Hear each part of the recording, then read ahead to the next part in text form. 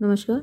Drama पर 3 video मैं पहले अपलोड कर चुकी हूँ। पहला तो जनरल वीडियो था जिसमें एलिमेंट्स वगैरह डिस्कस किए थे हमने ड्रामा के।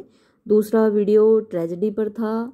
तीसरा कॉमेडी पर था और आज ये चौथा वीडियो है ट्रेजी कॉमेडी पर।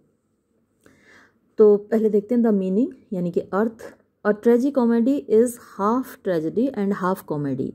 तो एक जो ट्रेजी कॉमेडी है वो आधी तो दुखांत नाटक होता है और आधा सुखांत नाटक होता है विद अ हारमोनियस मिंगलिंग, जिसमें कि हारमोनियस मतलब कि संतुलित, मिंगलिंग माने मिश्रण होता है, मिक्सिंग अप। और हारमोनियस को आप बैलेंस्ड भी लिख सकते हैं, अगर हारमोनियस वर्ड याद ना रहे तो बैलेंस्ड। और मिंगलिंग को आप मिक्सिंग या मिक्सचर कह सकते हैं। ऑफ इवेंट्स यानी घटनाओं का। कैसी घटनाओं का? दुखद और सुखद, ट्रेजिक और कॉमिक। इट इज़ डिफरेंट, ये अलग होता है फ्रॉम ट्रेजेडी, दुखांत नाटक से। दैट, इस बात में कि कंटेन्स कॉमिक रिलीफ, कि इसमें कॉमिक रिलीफ शामिल होता है। फ्रॉम ट्रेजेडी, ये थोड़ा सा यहाँ पर इन दैट और इट और जोड़ दीजिएगा।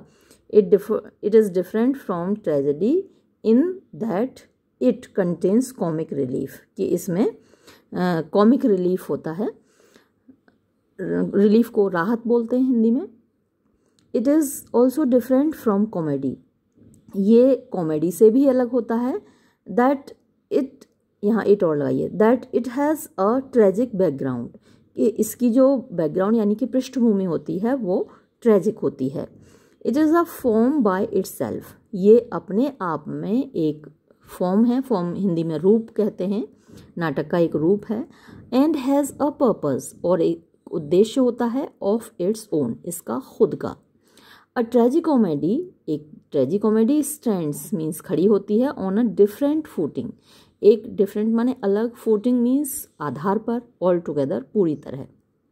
It is a complete tragedy, ये पूरी तरीके से दुख से भरा हुआ नाटक होता है up to a certain point, एक निश्चित बिंदु तक। जैसे कि आपने मर्चेंट ऑफ वेनिस अगर पढ़ा हो, वो अक्सर सिलेबस में होता है बच्चों के में।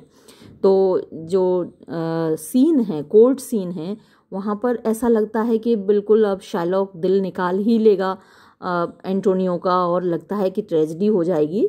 तो एक निश्चित पॉइंट तक ये ट्रेजेडी होती है। एंड अ कंप्लीट कॉमेडी, और एक पूरी तरीके से कॉमेडी हो जाती है देयर आफ्टर, उसके बाद। तो जैसा कि हम देखते हैं मर्चेंट ऑफ वेनिस में एंड में तो पूरा कॉमिक सीन्स हैं। In this kind of drama, इस प्रकार के नाटक में ट्रेजेडी लाइज, जो दुखद नाटक निहित होता है, इन द राइजिंग एक्शन, जो उठता हुआ एक्शन है, आगे ऊपर को चढ़ता हुआ एक्शन है, वहाँ तो ट्रेजेडी होती है। और the growth of the plot, growth यानी जब डेवलपमेंट हो रहा होता है, विकास हो रहा होता है, ऑफ द प्लॉट कथानक का, कहानी जब आगे बढ़ रही होती है, और क्लाइमैक्स या फिर जहाँ क्लाइमैक्स पहुँचता है कहानी का, वहाँ तक ये ट्रेजेडी होती है। वेयर एज, जबकि कॉमेडी लाइज, जो सुखद या हास्य नाटक होता है वो होता है इन द फॉलिंग एक्शन, गिरते हुए एक्शन में, यानी जब नाटक खत्म होने को होता है, नोन एज डेनूमा, जिसको कि हम कहते हैं डेनूमा। फिर है द डेवलपमेंट यानी कि विकास। The romantic tragicomedy, romantic tragicomedy in its fullest form, अपनी पूरी आकृति में, उसको रोमांटिक इसलिए कहा गया है क्योंकि जो क्लासिकल ड्रामा है उसमें तो दोनों को मिलाना पॉसिबल ही नहीं है। क्लासिकल ड्रामा कहता है कि ट्रेजेडी अलग रहनी चाहिए, कॉमेडी अलग रहनी चाहिए। ट्रेजेडी में कॉमिक सीन्स नहीं होने चाहिए और कॉमेडी में ट्रेजिक सीन्स नहीं होने चाहिए। तो ये रोमांटिक है ट्रेजी कॉमेडी, यानी कि जहाँ नियमों का उल्लंघन किया गया है। इन its fullest form does not make it's appearance, यानी वो नहीं दिखाई देती अंटिल द प्रोडक्शन मीन्स बनने तक, of a king and no king. तो ये एक ड्रामा है जो कि प्रिंटेड इन 1619 में प्रकाशित हुआ बाय ब्यूमेंट एंड फ्लेशर। तो ये नाम आपको याद रखना है, a king and no king, ये ब्यूमेंट एंड फ्लेचर इनका ड्रामा है, क्योंकि ये कई बार एग्ज़ाम में इसका नाम पूछ लिया जाता है किसने इसको लिखा है। ये बहुत फेमस ट्रेजी कॉमेडी है। एक इनकी फेथफुल शेफर्ड है, वो ब्यूमेंट की है, फ्लेचर की है, तो वो भी अक्सर पूछ ली जाती है एग्ज़ाम में, तो इनके नाम याद कर लीजिएगा आप। तो ये आई 1619 में। आफ्टर दैट डेट, उस तारीख के बाद यानी उस साल के बाद, इट फ्लरिश्ड, ये मतलब खूब फली फूली, until the closing of the theatre बंद होने तक इन 1642। तो 1642 में थिएटर्स इंग्लैंड में बंद हो गए थे। मैंने आपको पहले भी कई बार बताया है कि ओलिवर क्रोमवेल की नेतृत्व में एक क्रांति हुई थी इंग्लैंड में, जिसमें चार्ल्स फर्स्ट जो राजा था वहाँ का, फांसी दे दी गई थी उसको, और ओलिवर क्रोमवेल ने फिर वहाँ पर शासन किया। तो उस वक्त थिएटर बंद कर दिए गए थे due to the imposition of a ban. Due to means की वजह से, the imposition of a ban यानी प्रतिबंध लगाने की वजह से, ऑन बुक्स किताबों पर, एंड थिएटर्स और नाटकों पर, ड्यूरिंग द सिविल वॉर गृह युद्ध के दौरान। द वेल नोन ट्रेजी कॉमेडीज़, जो वेल नोन मीन्स जानी मानी ट्रेजी कॉमेडीज़ हैं प्रोड्यूस, जो कि प्रस्तुत की गई या लिखी गई by Beaumont and Fletcher and Massinger. तो ये सब कंटेम्परेरी हैं शेक्सपियर के। ये कुछ नाम हैं उन लोगों ने जो ट्रेजी कॉमेडीज़ लिखी हैं। Bonduca, the custom of the country, the pilgrim, the island of princes and the sea voyage.